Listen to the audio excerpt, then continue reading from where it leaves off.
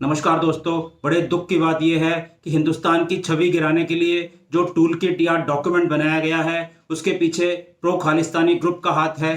तो जितने भी ये सोशल मीडिया और ट्विटर कैंपेन चल रहे हैं किसान आंदोलन के नाम पर, ये सारे फेक और पेड इवेंट्स हैं और इनका मेन मकसद हिंदुस्तान की छवि गिराना है। जैसा कि हमने पिछले वीडियोस में भी डिस्कस किया है कि बहुत सारे कंट्रीज ऐसे हैं वो एक दूसरे कंट्रीज की छवि गिराने के लिए कितना भी पैसा खर्च कर सकते हैं।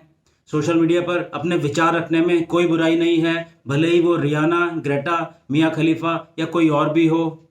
लेकिन इसका एक टोटली डिफरेंट पर्सपेक्टिव हो जाता है अगर ये एक प्रोपेगेंडा का पार्ट हो। हमें खुद ही समझना पड़ेगा कि इसके पीछे अल्टीरियर पर्पस है और एक क्लियरली ड्रॉन स्ट्रैटेजी है। क्या आपको लगता है कि 1% भी इनको फार्म एक्ट के बारे में पता होगा या फिर उन्होंने उसके बारे में पढ़ा होगा? ये लोग क्यों आंख बंद करके एंटी इंडिया कैंपेन को सपोर्ट करने लगे? अगर देखा जाए तो ये आंदोलन कभी भी फार्म एक्ट पे फोकस तो था ही नहीं, ये हमेशा से सरकार के खिलाफ एक मूवमेंट था। पूरे आंदोलन के दौरान कभी भी फार्म एक्ट्स पे डिस्कशन तो हुआ ही नहीं। सरकार ने 11 राउंड्स ऑफ डिस्कशन किए और जब भी सरकार ने प्रोटेस्टर्स की कुछ मांगे मानी तो प्रोटेस्टर्स ने नई मांगे सामने रख दी। असल में वो कभी सोल्यूशन चाहते ही नहीं थे। ये मिसाल के तौर पर उस नालायक बेटे की तरह है जो अपने पिताजी से लगातार डिमांड करते रहता है। पहले वो साइकिल मांगता है, उसे अगर साइकिल मिल जाती है तो फिर वो मोटरसाइकिल मांगता है। उसके पिताजी अगर उसे मोटरसाइकिल दिला देते हैं तो फिर वो कार मांगता है। उसे अगर कार मिल जाती है तो फिर वो एरोप्लेन मांगता है।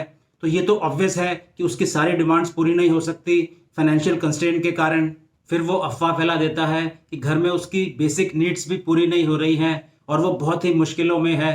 तो कहने की बात यह है कि उसका मेन मकसद अपने पिताजी को बदनाम करना होता है।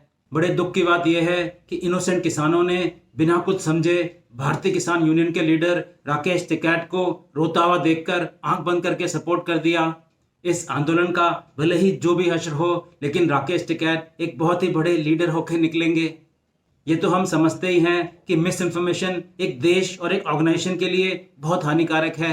अगर आपको याद हो, करीब 10 साल पहले जबकि सोशल मीडिया इतना पॉपुलर भी नहीं था, उस समय एक वीडियो वायरल हुआ था एक फास्ट फूड चेन के अगेंस्ट। और ये फास्ट फूड चेन वर्ल्ड की टॉप कंपनीज में से एक है। उसका नतीजा ये हुआ कि उनके सीईओ को एक पब्लिक स्टेटमेंट देना पड़ा इस पूरे इंसिडेंट को क्लैरिफाई करने के लिए।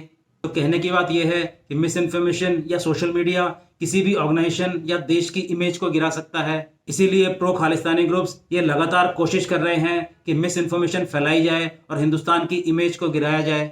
ये बहुत ही खुशी की बात है कि बहुत सारे फिल्म स्टार्स और क्रिकेटर्स ने इस प्रोपेगेंडा को ओपनली क्रिटिसाइज किया है। मिनिस्ट्री ऑफ एक्सटर्नल अफेयर्स ने भी एक स्टेटमेंट इशू किया है जिसमें उन्होंने लोगों को आगाह किया है कि वो इस तरह के प्रोपेगेंडा और मिसक्रिएंट से सावधान रहें। गवर्नमेंट पूरी कोशिश कर रही है कि ये प्रॉब्लम जल्दी से जल्दी रिजॉल्व हो। आशा करते हैं कि ये डेडलॉक जल्दी से जल्दी खत्म हो और आम लोगों की जिंदगी में आराम आए।